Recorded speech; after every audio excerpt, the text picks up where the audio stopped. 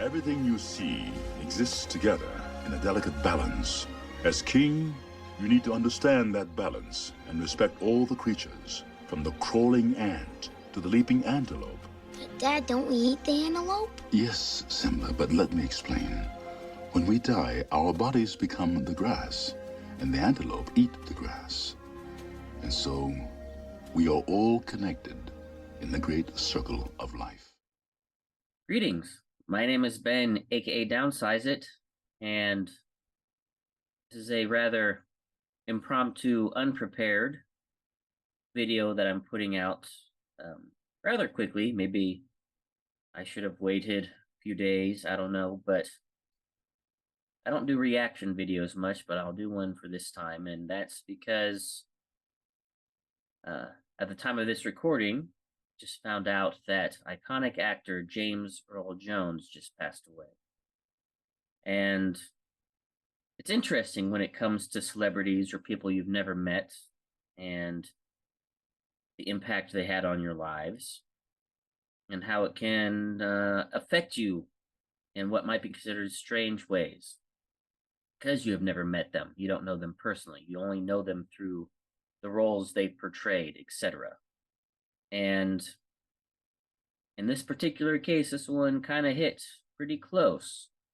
And the last time a celebrity death impacted me pretty hard was when Leonard Nimoy died several years ago, before my channel was even live. You know, I'm a Trekkie at heart, and whenever he passed, it actually hit me quite powerfully emotionally. And this one has hit me that way as well. And it just goes to show the impact that people you never meet, those in the media, those in movies and television, theater, music, whatever, the impact that they can have on people that they've never met and who you will never meet.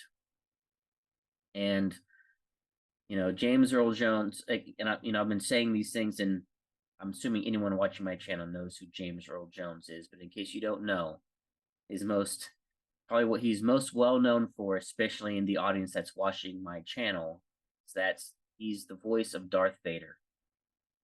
Probably the most well known and iconic voices in all of Hollywood.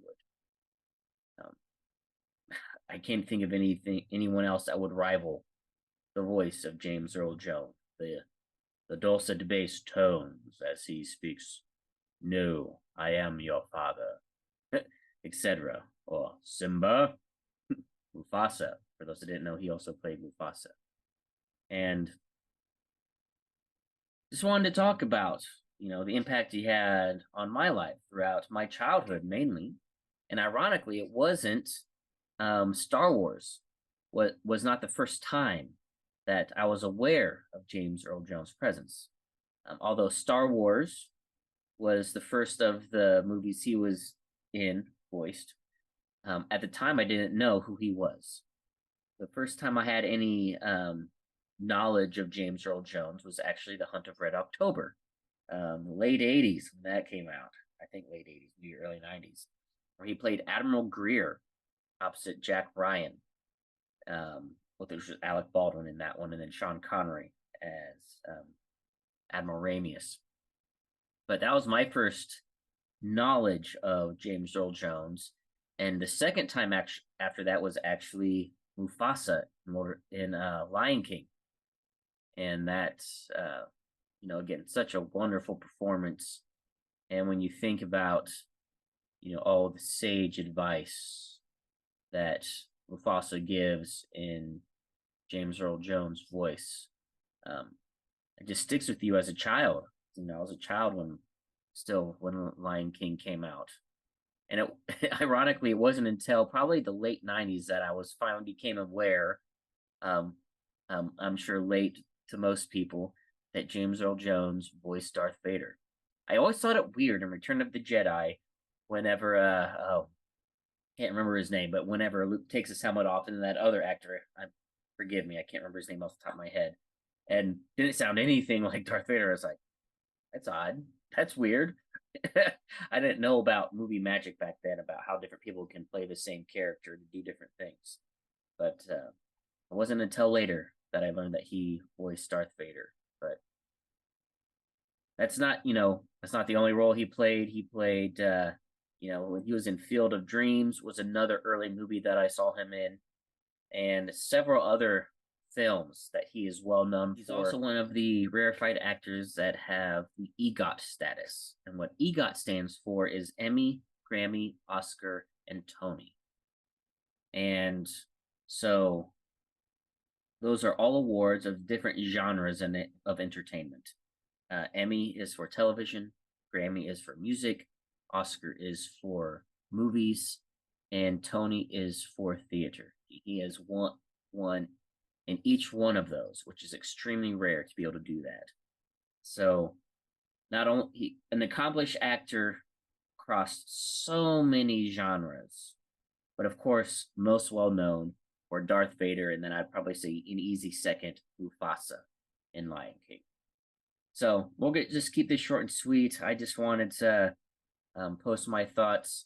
I think it was 93. They said that he died. Long life. I hope I live to be 93. And accomplished, I'm sure you would think that he lived a long and fulfilling life. I know that from at least me personally, his influence was fulfilling as well. So anyway, just wanted to share my thoughts on this iconic actor who brought not only the voice of sage advice and the father figure of Mufasa, but also, I wouldn't even say arguably the most, but the most iconic villain of all of media, not just movies, but all of media, Darth Vader. Everyone knows Darth Vader in that voice. That was his to own in command. And yeah, he'll be missed, but his legacy will live on, and the gratitude for his legacy will also live on throughout all of not just Star Wars fandom, but worldwide fandom, because everyone knows his work and the impact he has had on their lives. So, again, just a quick little acknowledgement of the impact of this fantastic, iconic, great actor, James Earl Jones. Thank you guys for watching, and until next time, take it easy.